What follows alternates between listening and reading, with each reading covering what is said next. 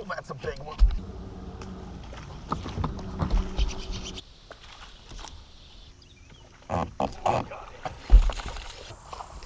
Oh, yeah. Got it. Good one. Oh, got one. Got one.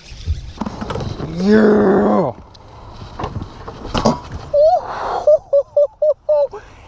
Yes. Oh, slurp the frog. What's going on, everybody? Wanted to do another episode of the setup, and this week on the setup we're gonna do frog fishing. It's one of my favorite things to do of all time, but it's definitely one of my favorites in the summer when people are fishing offshore, deep. That's just not my gig. I love fishing shallow, so I like to lock in some baits that I think I can catch really good fish on in a tournament type scenario. Even fun fishing, I still approach it like a tournament, and a hollow body frog is one of my favorites. And as you can see, we've had a good day and a good few days on this frog. Caught a lot of good fish lately, and it's been 90, 100 degrees. The water temps up in the 90s, and they're still up shallow, still eating a frog. And some people are not sure what to do with a frog. They don't get to fish it a bunch, or when they do, they don't have the right setup. They lose confidence, and then they just don't end up throwing it when it's crunch time, or when it's time to throw it. They don't take the time and do it the right way, because this can be one of the best big fish baits. We all know that from watching the Bassmaster Lead Series. Some of those guys who lock a frog in their hand can catch 20 fish over 4 days that are the winning fish. But wanted to break down the setup, and the setup contains a couple different things. It's going to be the types of frogs, the line, the rod, and then also my mindset and strategy when it comes to that. But first off, I think the rod's very important. I use a 7'3". This is a ALX Rods IKOS Hammer 7'3". So it's a 7'3". It's a medium heavy, but I'd say it's a little closer to the heavy. It's got some backbone. This is my flipping. I love flipping docks with a jig on it. I'll flip, you know, that ½ ounce to, you know, even 1 ounce if you wanted to, flipping grass. I'll punch with that a little bit. I like a longer rod for that, but for frogging, I think there's a couple things that are important for a rod. I don't like a super long rod. There are guys who are going to differ and have, you know, and it's based on where you live. We're going to preface that. I don't know everything about Florida, California, Minnesota frogging, New York. I live in Arkansas, grew up in North Carolina. So our grass isn't always matted. It's not always slop. Doesn't get a cheese on it for the most part. A lot of it's water willow and, you know, some hyacinth and some other type of grass like that. But a lot of it doesn't get matted. It'll get really thick and viney, but it's got water around it in it. It creates a canopy, but it's not hollow. They have to swim in and around those stalks. So if and then we got some water willow right here. You'll see in the footage a lot of water willow, but it's not a canopy matted type situation. So I'm not gonna want a 7'6", 7'8", you know, 7'11" rod.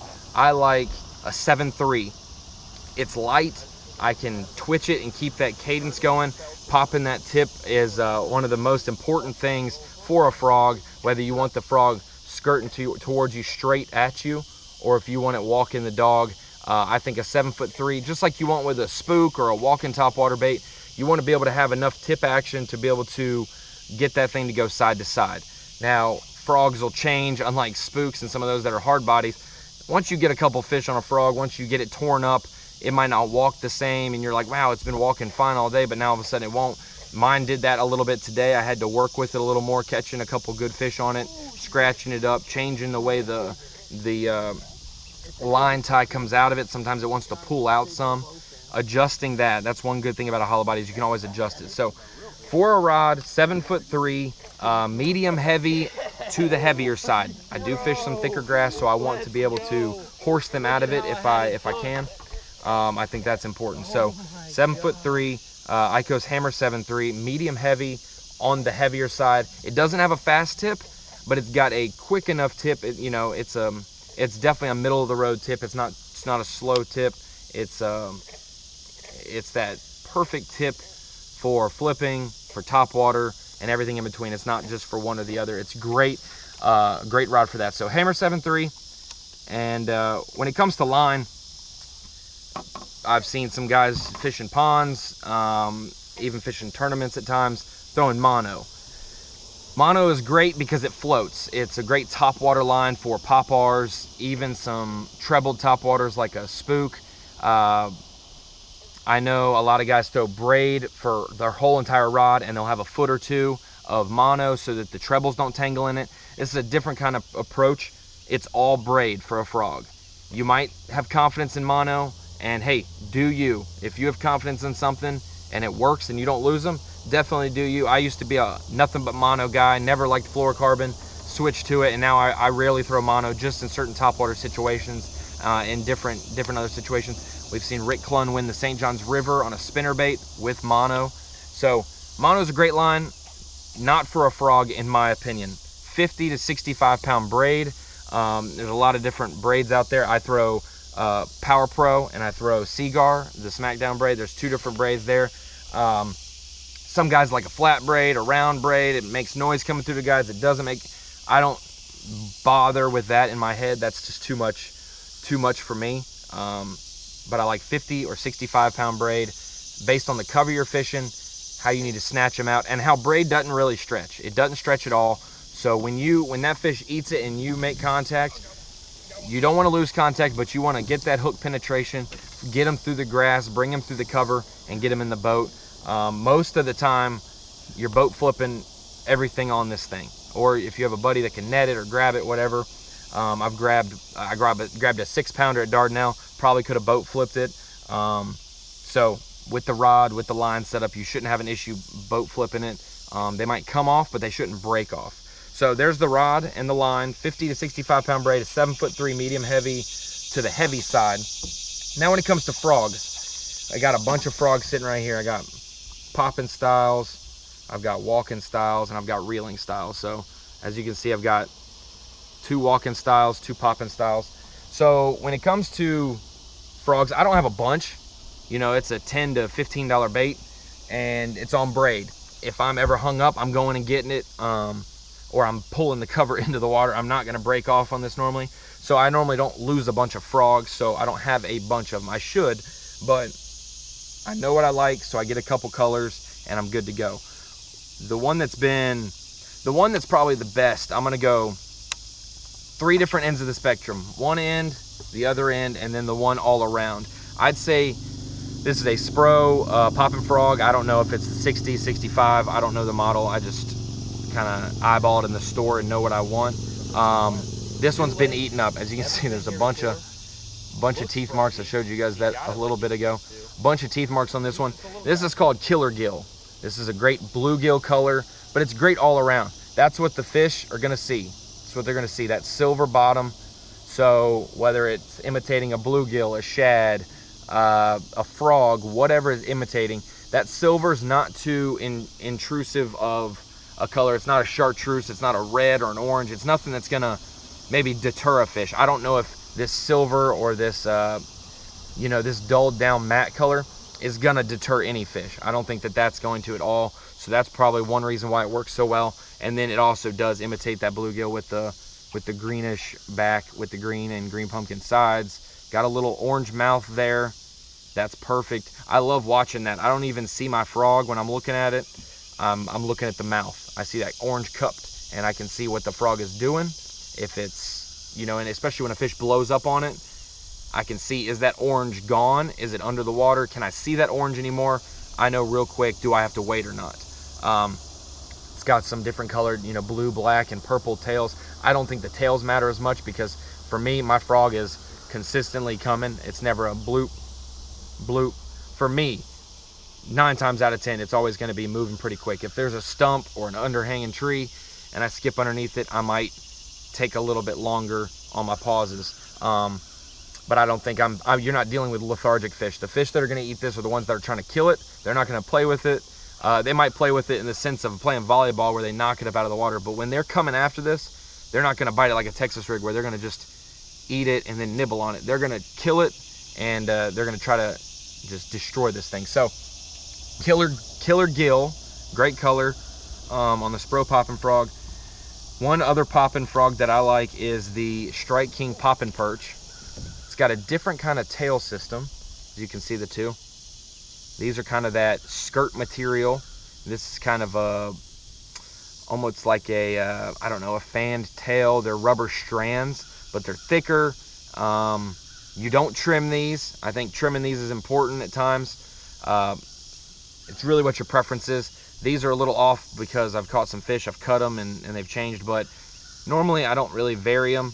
I did in this situation, and it's been working, but a popping frog that's good is one that walks, whether you cut the tails, trim the tails, offset the tails. A good popping frog walks no matter what. So, and this pop and perch is fantastic for walking, and it's got this one big tail system. You know, on a good day of frogging with a pop and perch, you'll end up having 1, 2, 3 strands left. The only bad thing about this frog is that once you do run out of those and they rip them off, it's just gonna be a frog, almost like a mat frog. It's just gonna be the hollow body with the hook, no tails on that. So that's maybe the one negative, but I've got 2 or 3 in there that still have 2 or 3 on them after catching a dozen to 20 fish. So they're not gonna, like, you're not gonna lose all of these on one fish probably. So other colors that I like the killer gill. I love black. I think the black is just a solid color. That's one end of the spectrum. A black, a dark color. This brown, green pumpkin with some orange tails, that's the same end of the spectrum. I'd say it's a darker. It'd probably be, if I lined them up, it would be black, this almost like mud bug, I don't know what it's exactly called, but this brown and orange. It's actually pretty translucent, the body is, when you're looking at it, looking at the sun through it. And then I'd probably list the killer gill, and then you get to more of the shad and the green colors. So those are poppin' frogs. Those are the 2 that I've really used a lot and like. There is the poppin' pad crasher from Booyah. That's a solid one as well. So those are the 3 poppin' frogs that I've used and have confidence in. When it comes to walking frogs, you've got the Spro, Bronze Eye, just walking frog, I guess, not a poppin' frog. Got the Stanford Baits Boom Boom Frog. I've used that one. It's really soft. It's really soft. And then I've got a smaller sexy frog from Strike King. So I've got a couple different walking frogs, a couple different popping frogs, but I just vary up the colors. You know, you kind of got that tree frog, that black and yellow, just so it's not all solid black. I've got the solid black with a little bit of white, you know, those different colors. Then I've got the shad ones. I've got some white popping frogs and white that. During the shad spawn, it's probably a great one. I've actually thought that, hey, I've thrown a black frog one day and caught them really good. Next day I go back out early in the morning and can't get them on the black. They're missing it, they're not getting it. I think sometimes that could be a thing where you get out there so early, it's dark, so shaded, that they need a white or a light color to find it. They've got grass, they've got wood, they're coming through all kinds of different cover, and they can't get it in the half a second that they're biting the frog. So that white might give them more of a target to hit. I'd say early in the morning when it's dark, try a white, and then obviously during the shad spawn. But some of those lakes, I know that the water might be real dark or tannic or dirty. Black or white's gonna be your 2 ends of the spectrum to maybe get those fish in that watercolor. So to recap so far, got the 7'3" medium heavy Hammer 7.3 rod, 50-65 pound braid, and then just a few different colors that are options. But my main colors, if I had to pick them, black and killer gill, bluegill colors. So that's what you're really, in the summertime, that's one strategy aspect that I'll get into. They're probably focused on bluegill, so that might be why it comes into play a lot. Now, one of the new aspects is the reeling frog, that kind of toad runner, sprinkler frog, those reeling style, the whopper plopper frog, basically. That's what I'm going to call it, the whopper plopper frog, where it's a hollow body frog with a tail that spins. I've got a couple. They've twisted up my line a little bit. I don't know if it's how fast I'm reeling them, if it's where I'm casting them, but it's kind of twisted my braid up, and that's not a healthy thing for your braid to get all twisted up. It's almost, your braid is even more braided. It's not smooth. You can see it wrapped up. So I've got to figure that out. Not the biggest fan of the reeling frogs just yet when it comes to the whopper plopper frogs. Now like a toad style with a single hook, totally fine with those. But if I'm gonna throw this, I'm probably gonna throw a buzz bait, in my opinion. That's something I have more confidence in. But I understand the aspect of this. It's one that I probably got to spend more time doing, is a hollow body frog with the whopper plopper boot on the end of it. But that's another frog that could be in your arsenal. We talked about briefly the reeling frogs. My dad loves those. It's like the striking rage toads or the horny toads. Put a single swim bait hook in it and just buzz that around. Those are some good ones in their times. I'd throw those reeling frogs when I throw a buzz bait, when I throw this, when I throw maybe a whopper plopper, but I don't want to get it hung up. Those are the streamline, always moving, never stopping baits. These hollow bodies help you dissect the cover much quicker. If you're trying to locate fish and find where they're at, that reeling frog might dial you in on whether they're on the bank, the inside water line, the grass, or the outside grass line. That reeling frog can probably really dial that in for you. But once you dial it in, you can really pick it apart better with the walking frogs. So I've broken down the setup when it comes to rod, line, reel. You probably want, I'm not a big crazy reel guy. I've got, like, of my reels, 90% are 6 to 6.4 to 1. So they're that middle range. They're not slow, they're not fast, they're just that middle range. So I like that. It's also, I can speed up my retrieve on my own or slow it down based on where my head is at fishing. If I have a bunch of different gear ratios, I've got to think about it when I pick it up. Is this an 8 to 1, a 10 to 1? Is this going to bring in more line just fishing it normal? Whereas if I have a bunch of 6s, I can speed up my retrieve and make it do what I want, or I can slow it down, and I don't have to worry about having too fast of a gear ratio if all of a sudden they like a long pause after you twitch it. So that's why I like a 6 geared ratio. I keep that part of it simple. I don't need to fish all day and be like, was my gear ratio the reason I didn't catch them? I don't want that to be the deal. So that's one aspect of it. Now, strategy wise, like I said, I fish, in the heat of the summer, winter, spring, wherever it is. I'm fishing for 5 good ones, and that's just what my style is. I've never been a guy that could catch a bunch. A good day of fishing for me is 10 to 12 bites in the boat, and I'm cool with that. Sometimes it stinks when you see a buddy catch 30, but when you're 1 pound less than him in the tournament, at the scales, totally fine. I've had tournaments I've caught 50 on a crankbait at Greer's Ferry and weighed in a 6 pound limit.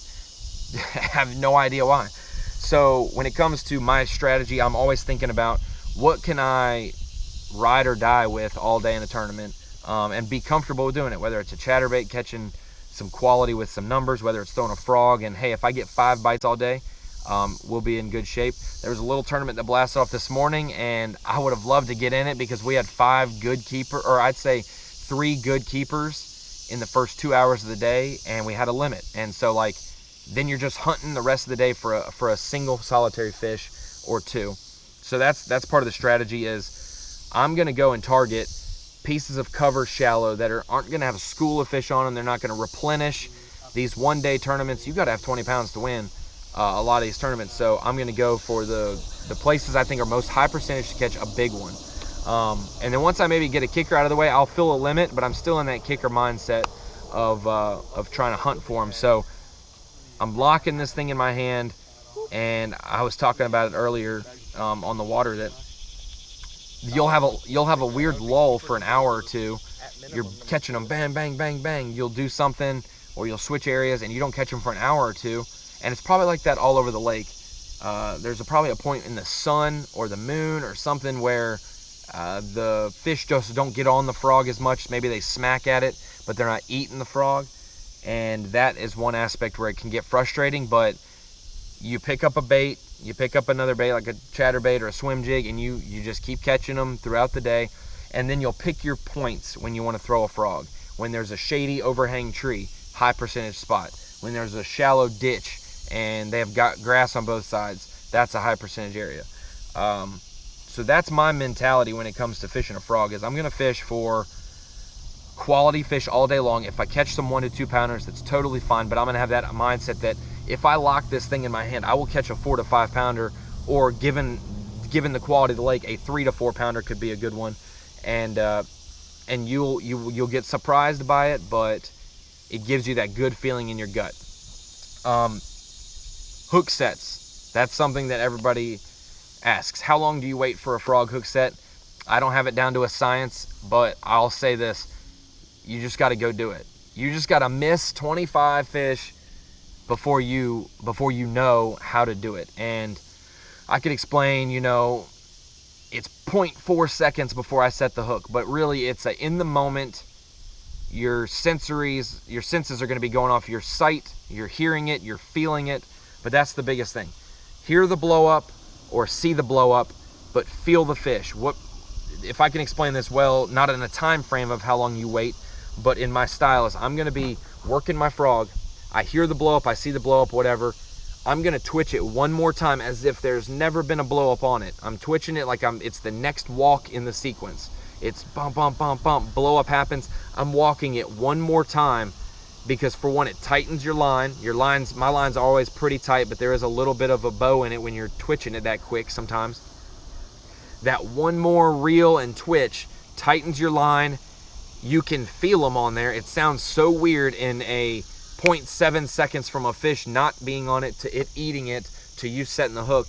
Wow, how do you feel something that quick? But if you have the right setup and you have the right mentality when you're fishing it, as soon as you do that last twitch and it blows up on it, you'll feel them. You'll know if, hey, they've got it, or you can see if the frog is gone.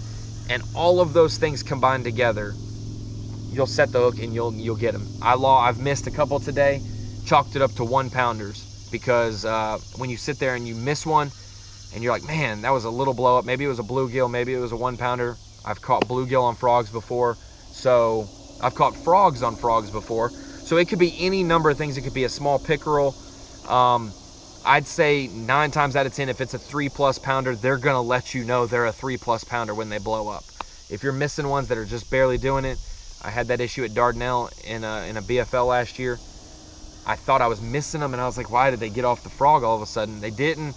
It was small bass or bluegill, because every keeper that bit me, they let me know it was a keeper. So don't think too hard about that. Oh, it's a timing deal. I gotta sit there and watch my line swim off with it before I set the hook. No, it's a combination of your sight, your hearing, and your feel, and it'll all work together. But I'd suggest that if you're trying to think of a way to wait long enough and not miss them, it is that twitch, twitch, twitch, twitch, blow up, twitch it one more time, and it'll tighten that line. You set the hook and you got them. So I'd recommend just don't give up on the frog. It's something that's going to be used everywhere across the country, and it's such a good fish to catch your 5th keeper. You know, if you need a kicker, you can load the boat with them, and it's just a fun day of fishing. There's no greater excitement for an angler other than getting the bite, having a topwater explosion. So don't give up on topwater, especially a frog. Hopefully your frog will look like this after a few trips or after one trip, and that's from the bass's teeth. But hey, I hope you enjoyed the video. That's my setup on a frog. 7'3" ALX Hammer 7.3 in the IKOS lineup.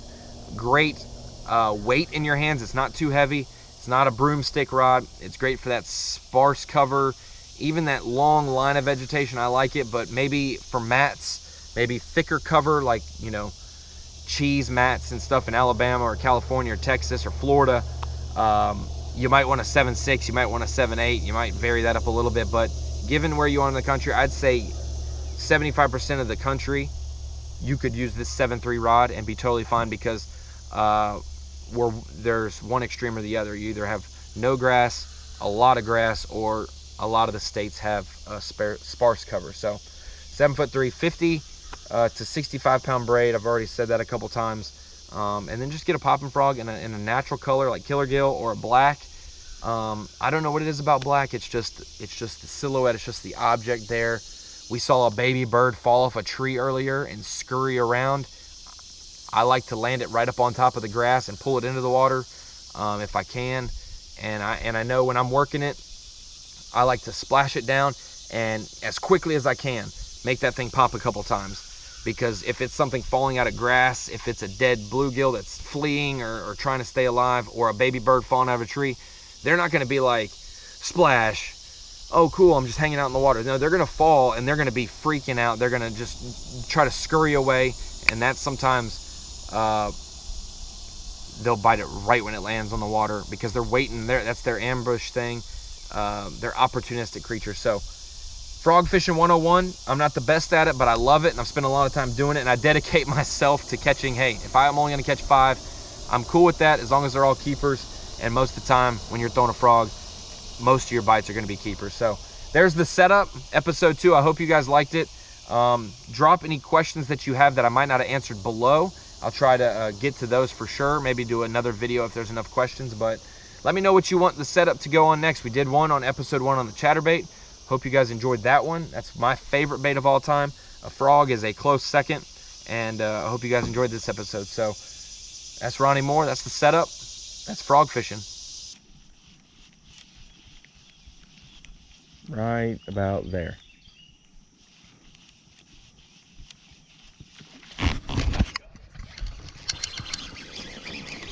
I didn't even know if he had it. I just heard it and felt him though. Let's go, another humpback, old humpback. Did I tell you? I was like right about there where it's about to go into the next patch of grass and I can't see it. And it just goes. He is a humpback. Hilarious. Let's go. Oh, Humpty Dumpty sat on a reed, Humpty Dumpty.